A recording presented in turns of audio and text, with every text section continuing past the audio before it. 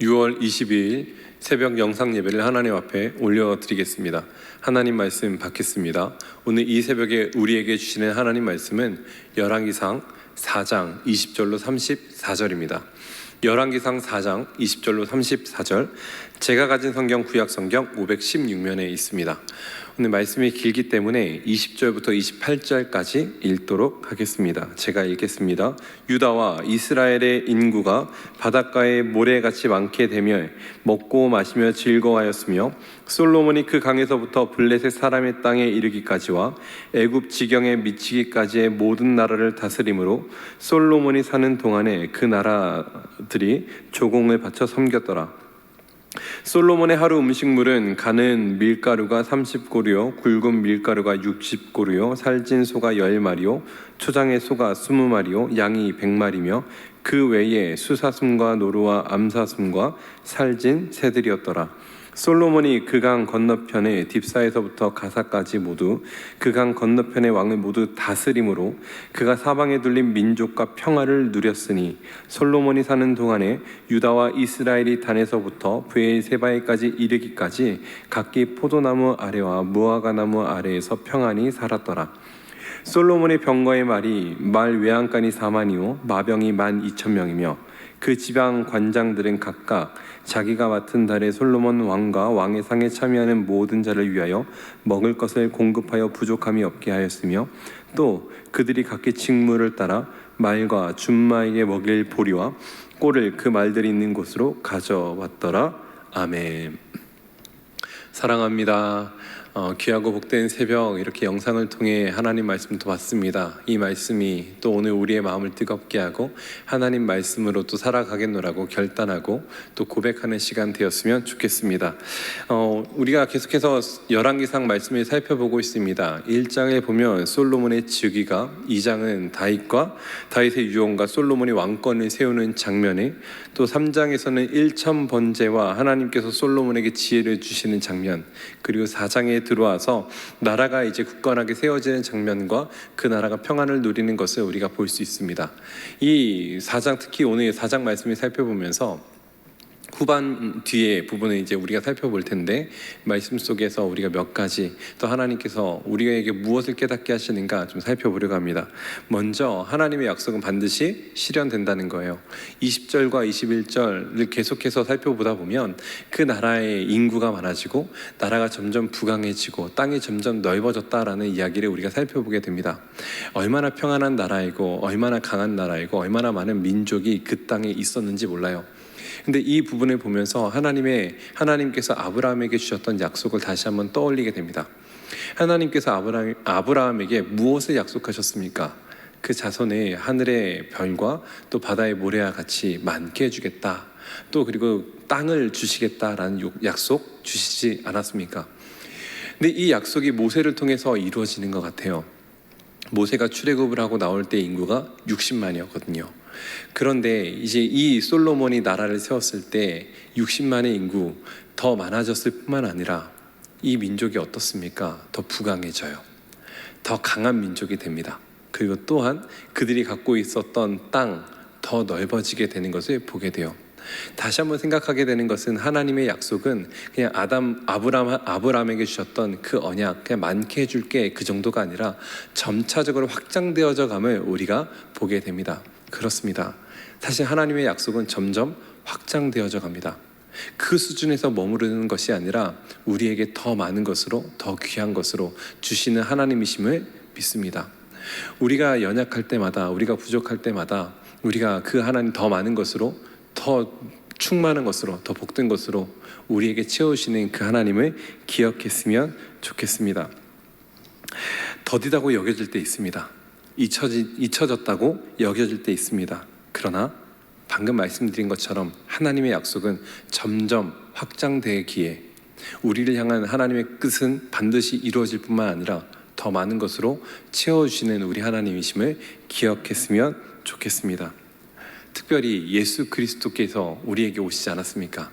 약속하셨던 예수 그리스도로 말미암아 말할 수 없이 충만한 복을 우리에게 주셨음을 기억하고, 그 은혜, 우리 주께서 나에게 오셨다는 그 은혜 붙잡고 살아가는 우리가 되었으면 좋겠습니다. 두 번째로 잘 나갈 때 좀 조심해야 되지 않나라는 생각을 또 해보게 됩니다. 본문 속에 이스라엘 나라, 솔로몬 나라가 어떠한가를 좀 보여주는데 20절부터 28절까지 보면 이 나라가 얼마나 부강한지를 보여줘요. 솔로몬의 하루 음식량이 현금으로 계산하면 1억 5천에서 2억 정도가 됩니다. 여러분 한번 생각해 볼까요? 나라님이 하루 식사량으로 1억 5천에서 2억을 썼다. 이 사실이 기사화가 되고 이 사실이 모든 사람들이 알았을 때 사람들이 겪는 감정은 어떠할까요?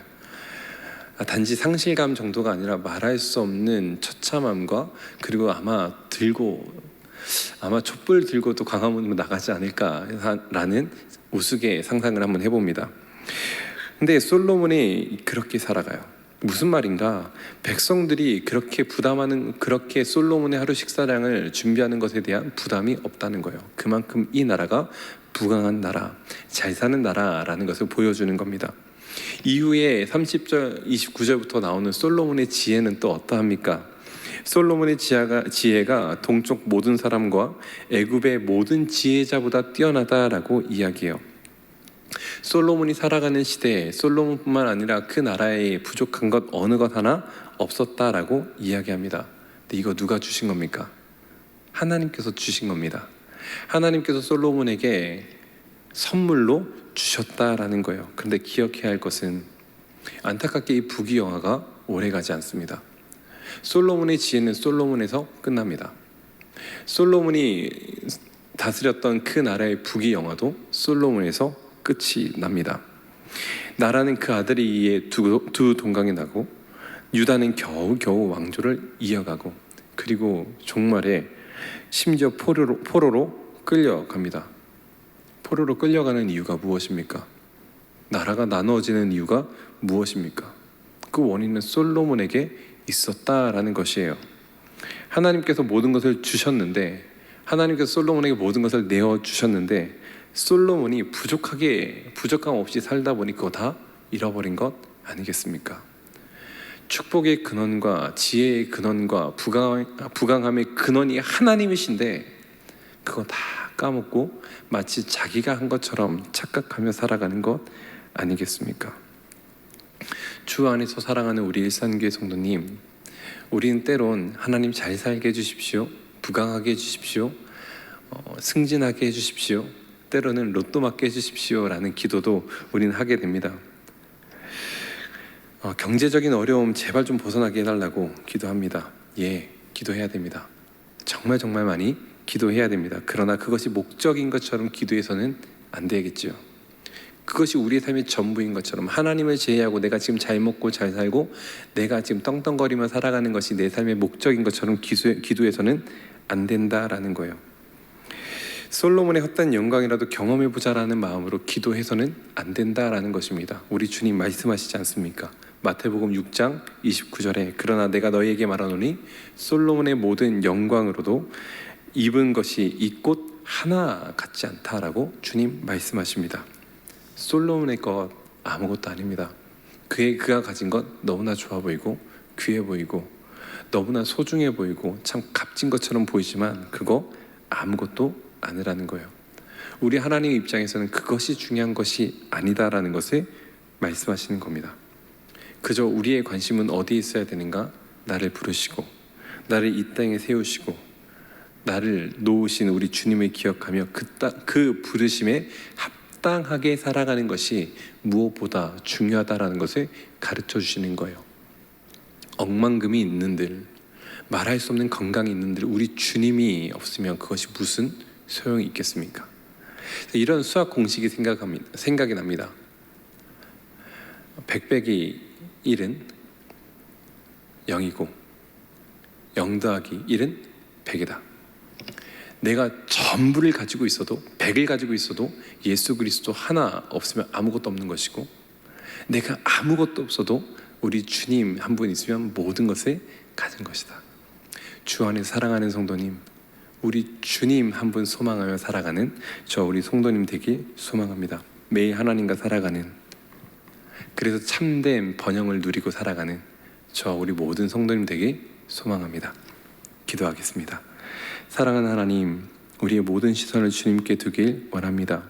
아무리 좋아 보이고 아무리 부러워 보이고 아무리 잘 나가는 게 우리의 삶의 소원이라 할지라도 그거 소망하는 것이 아니라 우리 하나님 소망하며 살아가게 하시고, 우리 하나님께서 그저 나에게 약속하셨던 그 한마디 한마디 약속들, 그거 붙잡고 살아가는 믿음 허락하여 주옵소서. 세상을 살아가는 동안 나의 눈을 주님께 고정시키는 믿음 허락하여 주시고, 나를 향한 그 약속이 점차적으로 확장되는 것을 알아 주님께서 주시는 복이 참임을 기억하고 그 안에서 살아가는 복도 허락하여 주시옵소서. 오늘 하루 오직 주님께 시선을 고정시킬 때 하늘에서 내려오는 은혜가 나를 충만히 덮을 줄 기대하고 소망하며, 우리 성도님들에게 가득 넘치길 또 소망하며, 모든 것 살아계신 우리 주님 예수 그리스도의 이름으로 기도드립니다. 아멘.